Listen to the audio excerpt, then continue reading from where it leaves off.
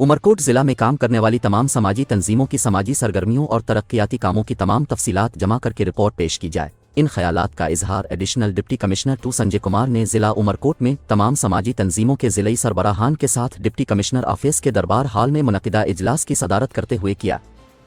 इस मौके पर उन्होंने तमाम समाजी तंजीमों के सरबराह को हिदायत की कि वो रोज़ाना की बुनियाद पर अपनी जारी समाजी सरगर्मियों की रिपोर्ट और देहात में समाजी तंजीमों की जानिब से किए गए तरक्याती कामों की तफसीलात पेश की जाए ताकि उन कामों की इत्तला ज़िलई इंतज़ामिया की जानिब से आला हुक्काम तक पहुँचाए जाए और आवाम को ज़िले के समाजी शोबे में मजबूत किया जाए और आवाम की गुर्बत